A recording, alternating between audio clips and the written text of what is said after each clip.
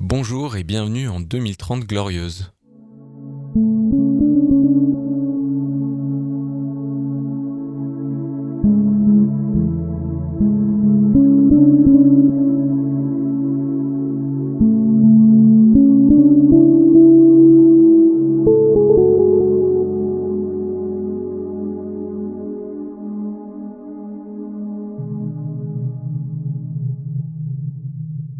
Je m'appelle Julien Vidal, je suis le fondateur du mouvement Ça commence par moi. À travers ce podcast, je pars à la rencontre des acteurs du monde de demain. Ils incarnent les utopies réalistes dont nous avons tant besoin. Ce sont des bâtisseurs, des idéalistes, des empêcheurs de tourner en rond, des personnes à l'écoute du vivant et d'eux-mêmes qui ont décidé de se mettre au service d'une cause qui les dépasse, celle de la création d'une société plus égalitaire, plus durable et plus heureuse.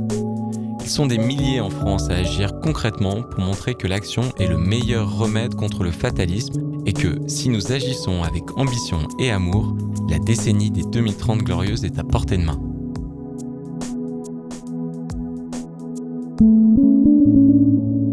Bonne écoute.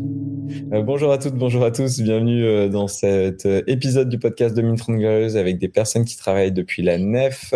Les 2030 Glorieuses, c'est un podcast qui permet d'aller dans un futur qui irait mieux et de se poser la question d'à quoi ressemble une société plus durable, plus solidaire, plus écologique, plus joyeuse. J'allais mettre plein d'adjectifs à la fin parce que j'ai envie que ce soit vraiment une société du plus et qu'on se dise mais qu'est-ce qu'on a attendu parce que ça a l'air tellement génial ces 2030 Glorieuses. La nef, elle est partenaire du podcast depuis 3 ans déjà. C'est un podcast dans lequel d'habitude je mets vraiment en avant les métiers de demain et à la fois à la nef il y a aussi plein de gens qui font ces métiers de demain pour, avec cette banque qui pour moi est la banque des 2030 glorieuses, faire en sorte que ces 2030 glorieuses justement arrivent plus vite. Aujourd'hui je te donne la parole à toi Dorian Play, tu es chargé de web marketing et on va parler ensemble des 2030 glorieuses, de ton métier, de comment toi aussi tu te projettes avec cette question des imaginaires. Et justement, la première question que je te pose, c'est la question signature du podcast. Imagine que tu es dans un événement où tu rencontres des inconnus, des personnes que tu ne connaissais pas jusqu'alors et qu'arrive la question fatidique. Et alors, qu'est-ce que tu fais, toi, dans la vie? Qu'est-ce que tu réponds? C'est vrai qu'elle est assez compliquée cette question. En fait, moi, ce que je dis maintenant, c'est que je fais le métier que j'aime et que j'ai toujours aimé, mais je le fais pour une cause plus noble qu'avant. J'aime bien donner un peu ce passif parce que, en fait, quand tu travailles en marketing et encore plus en web marketing digital, il y a quand même une image assez négative du métier, surtout quand c'est lié à la consommation.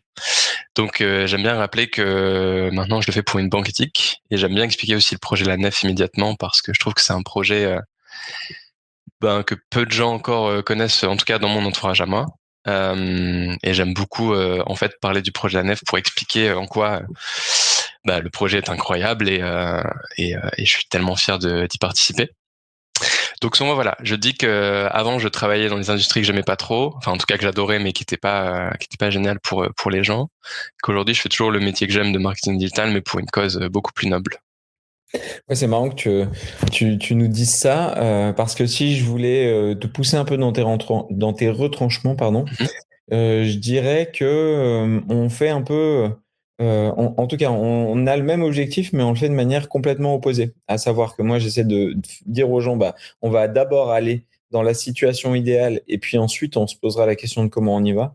Et que Ouais. toi, tu essayes de tordre les outils du monde d'hier qui nous font tellement de mal. Le web marketing, j'ai l'impression que ça parle à tout le monde, mais on pourra le détailler un tout petit peu ou je peux t'expliquer pourquoi je pense ça, Ouais, pour bien sûr. essayer justement d'aller dans les mondes de demain. Est-ce que tu es à l'aise avec ce que je viens de dire et est-ce que c'est conscientisé de ta part? Ouais, je suis tout à fait à l'aise avec ça.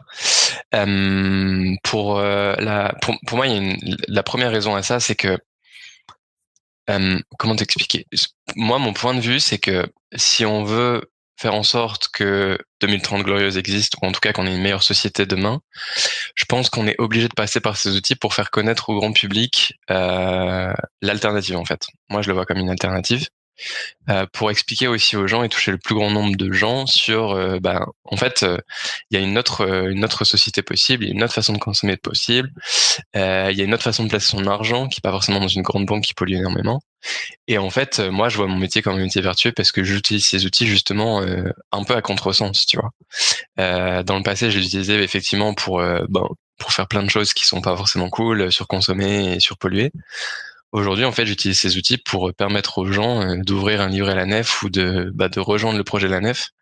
Et donc pour moi, ça a une valeur, je dirais pas guerrière, mais limite ouais, un peu de contresens, de dire, en fait, on peut utiliser ces outils tant qu'on les a parce qu'ils sont ultra efficaces, qu'on le veuille ou non. Et puis, le jour où on n'en aura plus besoin, honnêtement, j'irai faire autre chose de ma vie parce que moi aussi, j'aimerais bien faire autre chose que du web marketing.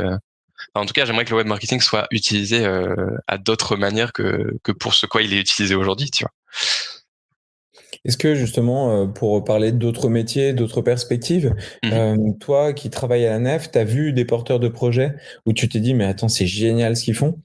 Déjà, on peut s'arrêter à la fin de cette phrase-là, mais peut-être que tu t'es aussi dit: «Mais en fait, peut-être qu'à un moment ça m'intéresserait». Est-ce que pour les impacts et pour le quotidien que ça implique, il y a un projet en particulier que tu as envie de mettre en avant? Ouais, il y a un projet que je trouve vraiment, qui m'a vraiment parlé à la nef, qui est le projet de Gringo, qui commence à être quand même très connu en Mmh. France, qui est même passé, j'ai vu il y a pas longtemps, à la télé, donc ça c'est très très cool. Le projet de Gringo, en fait, en tout cas moi je le vois comme ça, c'est vraiment une alternative à Airbnb et au fonctionnement assez malsain de Airbnb qui a un peu détruit l'économie locale dans le monde entier. J'aime beaucoup ce projet parce qu'en fait, ça fait partie, tu vois, comme la nef pour moi, des alternatives qu'on doit proposer aux gens pour leur expliquer qu'en fait, ils sont pas obligés d'aller dans la voie dans laquelle on les guide un peu depuis le début. En fait, il y a des alternatives possibles, différentes de celles qu'on a l'habitude de voir partout à la télé, dans la culture en général. En fait, voilà, il y a Gringo qui permet de respecter l'économie locale, de faire travailler des gens qui en ont besoin et qui font des choses cool.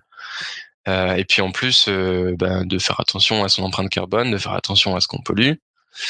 Voilà, moi ça me parle beaucoup parce que je trouve il y en a de plus en plus, en tout cas en France, des alternatives comme ça. Mais pour avoir vécu à l'étranger pendant longtemps, il y a des endroits où c'est même pas une question en fait. On se pose toujours pas la question de est-ce qu'il y a des alternatives au monde actuel. On consomme juste comme on nous a toujours proposé. Et je trouve qu'en France, mine de rien, on a quand même des alternatives qui commencent à naître. Et 2030 Glorious en fait partie évidemment. Et donc pour moi, Gringo, ça s'inscrit pile dans ce projet on utilise les outils actuels pour le coup, mais on les utilise pour une cause qui est bien plus noble que juste polluer en fait.